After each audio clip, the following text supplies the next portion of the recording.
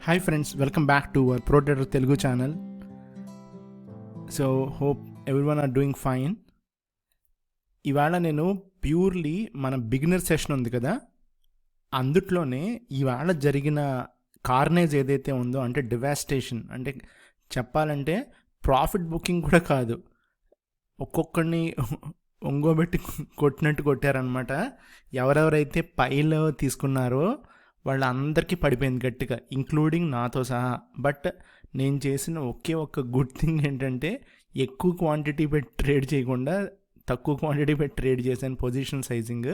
So minimal అంటే small ప్రాఫిట్తో బయటకు వచ్చాను, very small profit. The only thing is నా టెక్నికల్ అనాలిసిస్, నాకు అంటే నేను ఫాలో అయ్యే లెవెల్స్ అవ్వచ్చు, ప్రైస్ యాక్షన్ అవ్వచ్చు, అది నన్ను కాపాడిందని చెప్పొచ్చు. ఓకే, కాకపోతే ఇది నేను మీతో షేర్ చేయాలనుకుంటున్నాను కదా, సో కరెక్ట్గా ఇది కుదిరింది. సో ఈ సెషన్లో జస్ట్ లైక్ మనము ఏం జరిగిందో చూద్దాం, ఓకేనా? So first starting with Nifty చూద్దాం friends. Okay, Nifty September contract కదా ఇది. సో నిఫ్టీలో మనం ఏం చెప్పాము, నిన్న కూడా ఏం చెప్పాము షేర్ చేసినప్పుడు, ఖచ్చితంగా లాంగ్ అయితే బాగుంటుంది, షార్టింగ్ అయితే రిస్క్, బట్ మనకి ట్రెండ్ పైకే ఉంది. బట్ 1:4 అని చెప్పాను కదా, అంటే పైకి 100 పాయింట్స్ ఇస్తే కిందకి 4 పాయింట్స్ అని. మీరు గమనించారు అసలు వీళ్ళు ఎంత తెలివైన వాళ్ళు అంటే, మార్కెట్ మేకర్స్, నిఫ్టీ ఏమీ మూవ్ అవ్వాల. గమనించారు అసలు, అటు ఇటు కలిపి అక్కడే 100 పాయింట్స్ అటు ఇటు జస్ట్ లైక్ దట్ ఆడుకున్నాడు వాడు. ఓకే, సింపుల్గా చెప్పాలంటే రైట్, మీకు కూడా కనపడుతుంది కదా. బట్ ఒక్కసారి స్టాక్స్లోకి వెళ్దాం ఫ్రెండ్స్, 1 by 1 వెళ్దాం. నేను RVNL చాలామందిని బుక్ చేసుకోమన్నాను, రైల్టెల్ ఇవన్నీ. ఒక్కసారి మీరు ఆలోచించండి, ఒకసారి 30 రూపీస్ ఒక రోజులో, అంటే రఫ్లీ 25 రూపీస్ లేపడదొబ్బారు. ఎవరైతే ఇన్వెస్ట్ చేసుకున్నారో వాళ్ళందరి మనీ మీరు ఆలోచించండి ఒకసారి పరిస్థితి లాస్ట్ మూమెంట్స్లో. ఓకే, సో మీరే చూస్తున్నారు కదా, ఇక్కడ ఆల్మోస్ట్ లైక్ 29-28 రూపీస్ డిఫరెన్స్ ఉంది, రైట్? సో ఇది బౌన్స్ అవుతాడా, నేను మీకు చెప్పినట్టు 140కి వచ్చేస్తాడా అనేది మనకి నెక్స్ట్ 2-3 డేస్లో తెలిసిపోద్ది. ఓకే ఫ్రెండ్స్, సో ఇక్కడ నేను మీకు షేర్ చేయాల్సింది ఏమనుకున్నానంటే, సో ఫస్ట్ థింగ్ ఏంటంటే, మనము 5 minutes చార్ట్ పెట్టుకోండి ఫ్రెండ్స్ అందరూ. సో 5 minutes చార్ట్లో మీరు, నేను సేమ్ చూడండి, ఏం మార్చట్లా. 5 minutes chart, CPR levels, 20 period moving average ఉంది, 200 పీరియడ్ మూవింగ్ యావరేజ్ ఉంది, అవునా? ఒక్కసారి మనం చూద్దాం ఏం జరిగిందో చూద్దాం. ఈ ప్యాటర్న్ చూస్తున్నారు కదా, ఈ ప్యాటర్న్ చూడండి అందరూ. ఈ ప్యాటర్న్ ఏం చేశాడు, ఇలా వచ్చి ఇలా వచ్చాడు, రైట్ కదా. సో ఇప్పుడు ఒక్కసారి మనం చూస్తే, నేను ప్యాటర్న్ చెప్పాను కదా, ఇదిగోండి, ఇలా వచ్చి ఇలా వచ్చాడు. ఇది గుర్తుపెట్టుకోండి ఈ ప్యాటర్న్ ఒకసారి. అంటే ఒకేసారి కిందకి మార్కెట్ని తీసుకొచ్చిన తర్వాత ఇదిగోండి, ఈ పాయింట్లో ఇక్కడ గ్యాప్ ఉంది కదా, ఈ పాయింట్లోకి ఇక్కడ నుంచి మార్కెట్ అంత ప్రీవియస్ స్టాక్ ప్రైస్, అంటే RVNL వరకు నేను చెప్తున్నాను, RVNLలో ఇక్కడ నుంచి బౌన్స్ అయింది, మళ్ళీ అక్కడ నుంచి మనకి మార్కెట్ బౌన్స్ అయింది, బట్ కిందకు వచ్చేసింది, రైట్? సో ఇప్పుడు 1 by 1 చూద్దాం. ఫస్ట్ స్టాక్ ఇది రైల్టెల్, సేమ్, అవునా? సేమ్ ప్యాటర్నా కాదా, మీరే చెప్పండి. ఇలా వచ్చాడు అండ్ మళ్ళీ సేమ్ మీకు ఇలా వచ్చాడు, ఇలాగా, అంతే కదా. సో ఇది ఏంటంటే ఎఫ్ఐఎస్ లేకపోతే వాట్ ఎవర్, మనం ఇంకా బిగ్ హ్యాండ్స్ అనుకుందాం, సింగిల్ వర్డ్, ఓకేనా? ఎవరైతే బిగ్ హ్యాండ్స్ ఉంటారో వాళ్ళు ఒక్కసారే దించేశారు. అంటే ప్రాఫిట్ బుకింగ్ అంటే సివియర్ బుకింగ్, ఇది నార్మల్ బుకింగ్ కాదనమాట. అంటే వాళ్ళు ఇంకా కనికరం అనేది ఉండదు కదా ఇంకా. అంటే జనరల్గా వాళ్ళు ఏంటంటే, మనం ఏం చేస్తారు, ఇన్వెస్టర్స్ అనేవాళ్ళు ఈ స్టాక్స్, పర్టికులర్ స్టాక్స్ అన్నీ కూడా mid caps, small caps already ట్రెండ్లో ఉండడం వల్ల జనరల్ సైకాలజీ ఎలా ఉంటుంది, ఒక 2 రూపీస్, 5 రూపీస్, 10 రూపీస్ పడితే మనం కొంటే మనకు ఒక 5%, 3% వస్తుందన్న ఉద్దేశంతో కొంటారు. వాళ్ళు దాన్ని భయంకరంగా క్యాష్ చేసుకుని హెవీ సెల్లింగ్ అనమాట. అంటే మనం కొని కొల్దు అమ్ముతూ ఉంటారు. ఓకే, మనం కొని కొల్దు, మీరు చూడండి ఎంత దారుణంగా కార్నేజ్ అంటారు దీన్ని. ఇదిగోండి, అసలు మీకు ఎక్కడా కూడా లెగనివ్వలేదు. సో 20 పీరియడ్ మూవింగ్ యావరేజ్ అంత సీరియస్గా ఇక్కడ మనకి రెసిస్టెన్స్గా వర్క్ అయింది, అవునా?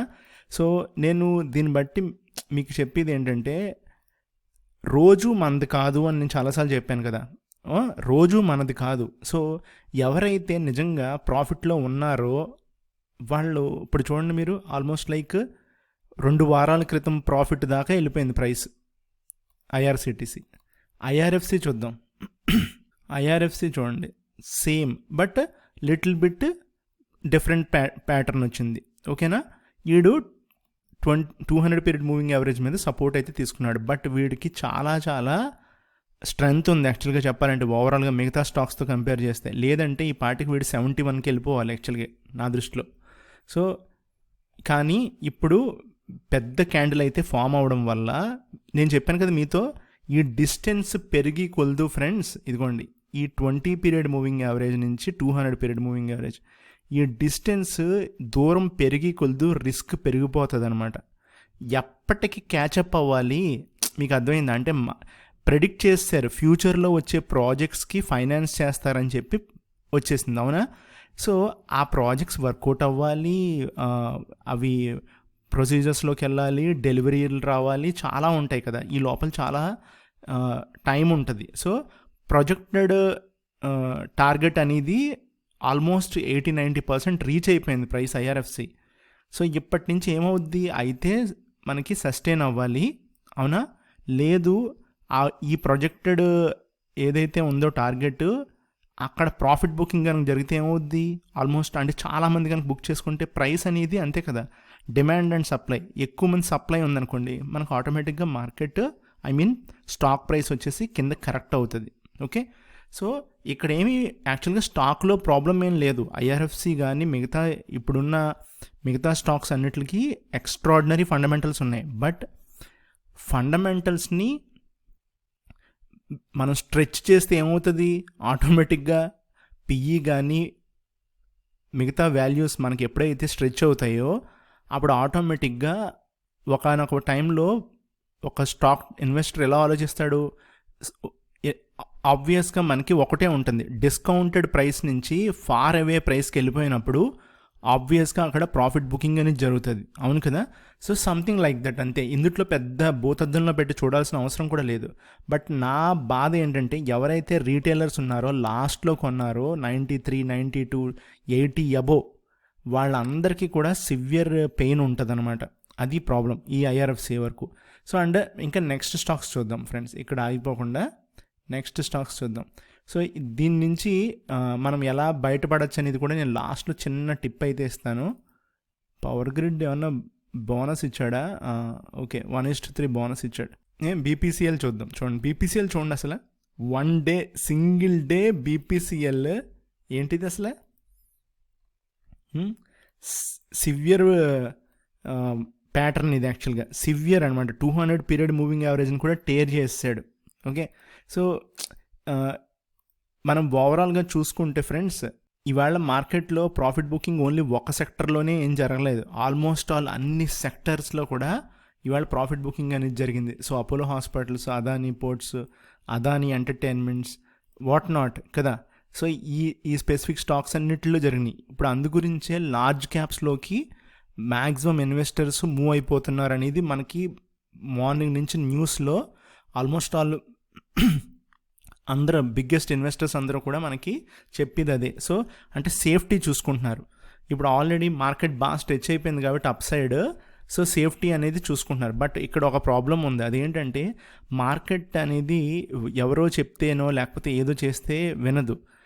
ఇంట్రెస్ట్ అంటే something like it's completely interest అనమాట. సో నేను మీకు క్లియర్గా చెప్పాను లాస్ట్ వీడియోలో కూడా, 20,400 అప్ సైడ్ ఇంకా వెయిటింగ్ ఉంది. నా దృష్టిలో ఈవేళ చాలామందిని క్లీన్ బౌల్ చేస్తారు, ఓకేనా? ఇలాంటిది కనుక ఇంకొక రోజు కనుక జరిగితే, రేపు కూడా ఇంతే సివియర్గా కనుక ప్రాఫిట్ బుకింగ్ జరిగితే ఫ్రెండ్స్, మ్యాక్సిమం క్లీన్ స్వీప్ అయిపోద్ది. అప్పుడు నెక్స్ట్ 400-500 పాయింట్స్ ర్యాలీ అనేది కంటిన్యూస్గా ఉంటుంది ఫ్రెండ్స్, ఓకే?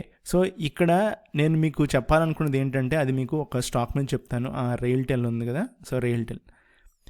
సో రైల్టెల్ కూడా same pattern, RVNL same pattern, IRFC almost same pattern. Okay, so maximum stocks మీరు ఏది పిక్ చేసుకున్నా కూడా మిడ్ క్యాప్స్, స్మాల్ క్యాప్స్ ఇదే ప్యాటర్న్ ఫాలో అయ్యారు ఫ్రెండ్స్. ఓకేనా, ఇంత ఇలా పడేసి ఒక చిన్న బౌన్స్ అంటే 35-40% వరకు బౌన్స్ తీసుకొచ్చి మళ్ళీ మనకి మార్కెట్ని, స్టాక్ ప్రైస్ని కిందకి తీసుకురావడం జరిగింది. ఓకే, అండ్ మీకు ఇంకా కొన్ని స్టాక్స్ నేను చూపించలేదు.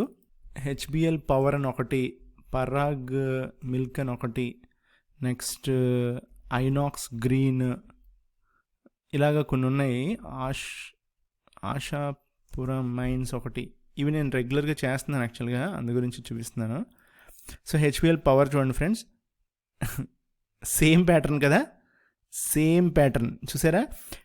సో ఇప్పుడు ఏంటంటే ఇది ఎప్పుడు కూడా ఇలా జరగదు యాక్చువల్గా. ఓకేనా, ప్రతి స్టాక్లో కూడా ఇలా జరగదు. ఓన్లీ ఈవేళ ప్రీ డిఫైన్డ్గా ప్లాన్ చేసుకుని కొట్టారు మార్కెట్ని, అర్థమవుతుంది కదా. నేను అందు గురించే నేను రిపీటెడ్గా చెప్తున్నా, ఇది ప్రీ డిఫైన్డ్గా 1 by 1 వాళ్ళు బిగ్ హ్యాండ్స్ అనే వాళ్ళు ఒక నేమ్ చెప్తున్నాను కానీ డిఫరెంట్ ఫండ్స్ ఉంటారు. సో వాళ్ళందరూ కూడా 1 by 1 ప్రోగ్రామింగ్ మెథడ్లో కొడతారనమాట. ఓకే, సో ఇలాంటప్పుడు ఏం చేయాలి అనేది అసలు బేసిక్గా ఒక సింపుల్ ఆన్సర్ దీనికి. మనం ఎప్పుడైతే ఇప్పుడు ఫర్ ఎగ్జాంపుల్ ఇందుట్లో మనము బై ఉన్నాం అనుకుందాం, ఓకేనా, ఫస్ట్ థింగ్ బై ఉన్నాం అనుకున్నాం. రాంగ్ మెథడ్ యాక్చువల్లీ, బై అనేది రాంగ్ ఇక్కడ. ఎందుకు, మన టెక్నికల్ అనాలిసిస్ ప్రకారం బై అనేది రాంగ్. ఎందుకు అనేది నేను మీకు ఎవరికైనా తెలిస్తే కామెంట్ సెక్షన్లో చేయండి ఒకసారి. బేసిక్గా ఇదిగోండి, సిపిఆర్ కింద 200 day కింద 20 పీరియడ్ మూవింగ్ యావరేజ్ కింద ఉంటే మనం అసలు బై చేస్తామా? ఆబ్వియస్గా మనము సెల్ చేస్తాం, అవునా. సో ఇక్కడే మనకి ఎంట్రీ లేదు. ఓకే, సో ఈ స్టాక్ మీద, హెచ్బిఎల్ పవర్ మీద ఈవేళ బై లేదు, ఉంటే సెల్ ఉందన్నమాట. ఓకే ఫ్రెండ్స్, సో సెల్ చేసినోడు చాలా అదృష్టవంతుడు, పక్కన పెట్టేద్దాం. పరాగ్ మిల్క్ చూద్దాం ఫ్రెండ్స్, సేమ్ ప్యాటర్న్ ఇష్టం వచ్చినట్టు కొట్టారు, అవును కదా. ఇప్పుడు ఇది చూద్దాం, ఇక్కడ కూడా బై ఉందా? సిపిఆర్ కిందే ట్రేడ్ అవుతుంది, 200 కిందే ట్రేడ్ అవుతుంది, 20 కిందే ట్రేడ్ అవుతుంది. బట్ ఈ పార్ట్ అంతా తీసేయండి, ఇదంతా మనకు కనపడదు, ఇది కూడా కనపడదు మనకి ఫస్ట్ ఇనీషియల్గా. బట్ ఓన్లీ ఈ ప్యాటర్నే కదా మనకు కనపడేది. ఫస్ట్ 2-3-4 క్యాండిల్సే కదా మనకు తెలిసేది. బట్ ఆ 2-3-4 క్యాండిల్స్ కూడా మనకి ఏమని చెప్తున్నాయి? Cell, because price is below CPR, below 200, below 20 and it's a red candle, not a green candle. Okay, so అక్కడ మనకి క్లియర్ కట్ మనకి ఎవిడెన్స్ ఉంది, మనకి క్లియర్ కట్ ఒక కైండ్ ఆఫ్ ఇన్ఫర్మేషన్ అనేది మనకి చార్ట్ చెప్తుంది అక్కడ క్లియర్గా. బస్సు ఇక్కడ ఇది సెల్లో ఉంది, నువ్వు బై చేయకూడదు అని చెప్తుంది. సో స్టిల్ మనం బై చేస్తే మనం లాకిన్ అయిపోయినట్టే. ఇంకొక స్టాక్ చూద్దాం, ఇప్పుడు చూద్దాం, ఇది బాగుంది. సో ఇక్కడ సిపిఆర్ లెవెల్స్ క్లియర్ కట్గా బై చెప్తుంది మనకి. ఇది narrow range CPR. Okay, narrow అంటే 3 లైన్స్ కూడా ఒకదాని మీద ఒకటి ఉంటాయి అన్నమాట. బ్రాడ్ కానీ వైడ్ అంటే కొంచెం సెపరేట్ అయి ఉంటాయి. సో ఇక్కడ మనకి బై వచ్చింది, అవునా. ఇది ట్రాప్, ఈ స్టాక్ మీద ట్రాప్ చేశారు క్లియర్గా. ఎవరో మార్కెట్ మొత్తం డౌన్ సైడ్ ఉన్నా కూడా గట్టిగా పైకి లేపి తీసుకెళ్ళాడు. ఎన్ని రూపాయలు? ఆల్మోస్ట్ 5 రూపీస్ తీసుకెళ్ళాడు ఇక్కడి నుంచి ఇక్కడికి ప్రైస్కి. బట్ వన్స్ ఎంటైర్ మార్కెటే మనకి కరెక్ట్ అవుతున్నప్పుడు ఈ పర్టికులర్ స్టాక్లో ఆపరేటర్ కూడా ఏం చేయగలడు? ఎంత టైం ఏం చేయగలడు? ఇంపాసిబుల్. ఓకే, సో ఇందుట్లో ఎవరైతే ఉన్నారో ఆశాపుర మైన్స్లో వాళ్ళు కూడా అమ్మడం మొదలుపెట్టారు due to panic, only because of ఒకటి ప్రాఫిట్ బుకింగ్, రెండోది ఉన్న ప్రాఫిట్ని మిస్ చేసుకోకూడదన్న విషయంలో ఆబ్వియస్గా కొడతారు. And what happened is same pattern. Okay, so ఇక్కడ మనం అర్థం చేసుకోవాల్సింది ఏంటంటే కాన్సెప్ట్ ఇక్కడ ఒకటే సింపుల్. ఇన్ కేస్ ఇప్పుడు నేను బైలో ఉన్నాను, ఓకేనా, నేను లాంగ్లో ఉన్నాను, ఒక 200 షేర్స్ అనుకుందాం, లేదా 500 షేర్స్ అనుకుందాం.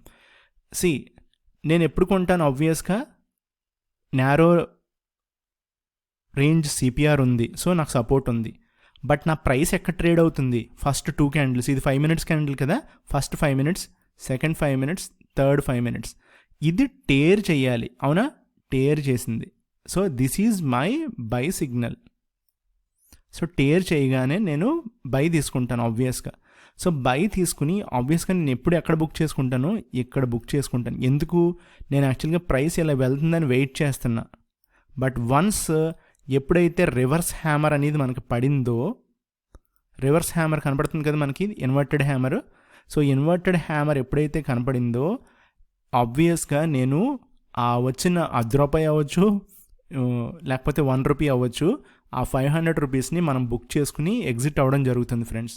ఇది ఇక్కడ కనుక ఎగ్జిట్ అవ్వకపోతే నెక్స్ట్ బ్రేక్ ఈవెన్ ప్రైస్. ఇక్కడ కూడా నేను రెచ్చిపోయి స్టాప్ లాస్ ఇక్కడ పెట్టుకుని వెయిట్ చేశాను అనుకోండి. వన్స్ ఇది దాటిన తర్వాత, అంటే ఈ ప్రైస్ కిందకి వచ్చిన తర్వాత నుంచి ఇక్కడ నుంచి నా చేతుల్లో ఉండదు. ఎందుకు తెలుసా, ఇక్కడే ప్రాబ్లం స్టార్ట్ అవుతుంది. ఇది చాలా చాలా ఇంపార్టెంట్.